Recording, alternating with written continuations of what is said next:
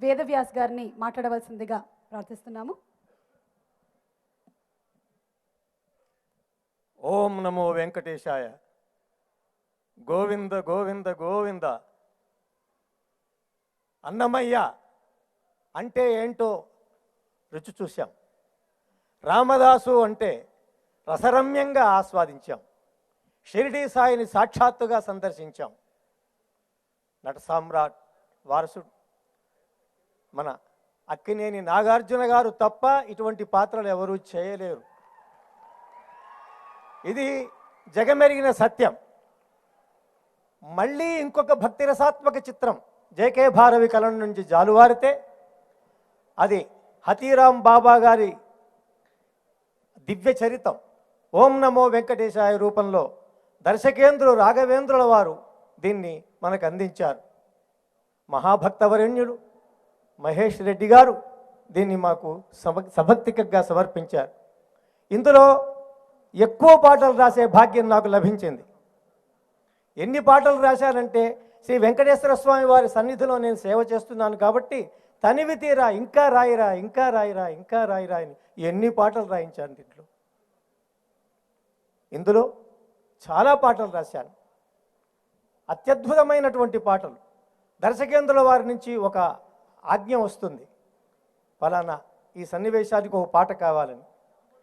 పాట నాకు రాదు, వారినే ప్రార్థిస్తాను, ఏదైనా రమ్యమైన బీజాక్షరాలు మాకు చెవిలో ఊదండి అని. వాటికే రాఘవేంద్ర రసరమ్య బీజాక్షరాలు.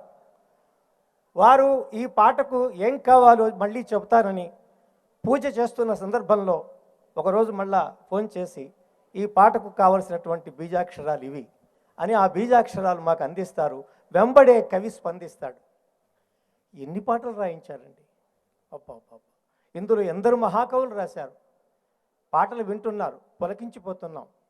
శివశక్తి దత్త గారు అత్యద్భుతమైనటువంటి మహాకవి. రామజోగయ్య శాస్త్రి గారు మహాకవి. చంద్రబోస్ మహాకవి. అనంత శ్రీరామ్ మహాకవి. ఇంతమంది కవులతో పూట శ్రీ వేదవ్యాస్ అనేటువంటి నన్ను కూడా ఈ పాటలు రాయించారు. చాలా ధన్యం. ఇందులో ఒక్కొక్క పాట వింటుంటే ఇప్పుడు మీరు విన్నారు ధగ ధగ ధగ ధగ ధగ ధగిత.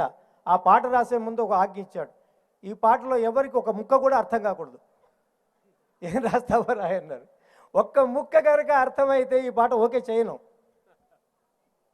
అని పాట రాసి రికార్డ్ చేసిన తర్వాత అక్కడ ఉండే వాళ్ళందరిని అడిగినాను, ఏమన్నా మీకు ఏమన్నా అర్థమైందని. ఒక్క ముక్క అర్థం కాలేస్తారన్నారు. ఈ పాట ఓకే అయిపోయింది.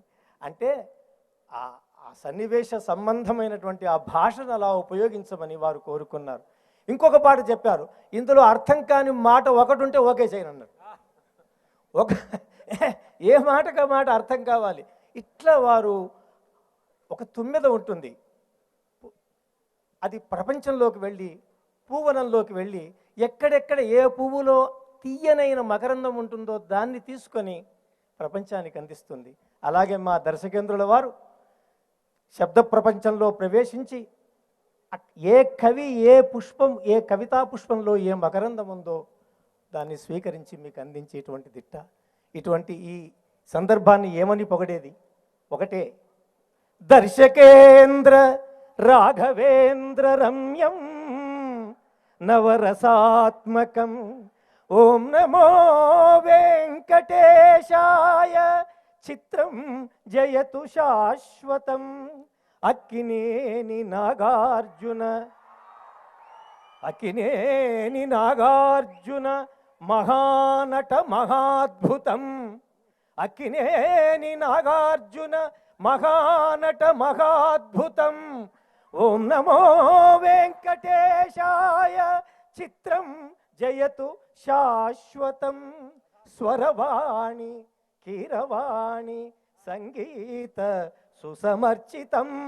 ఓం నమో వెంకటేశాయ చిత్రం జయతు శాశ్వతం.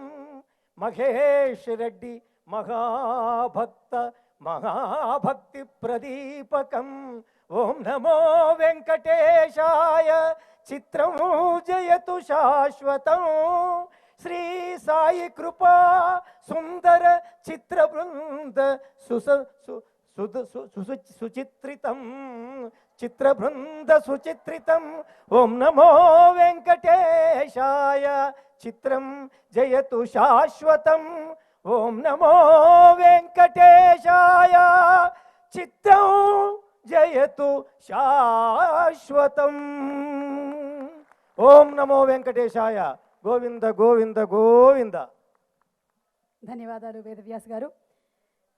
మీలాంటి మహాకవులు పట్టుకున్నటువంటి ఈ మైక్ పట్టుకోవడం కూడా నా అదృష్టంగా నేను భావిస్తున్నాను.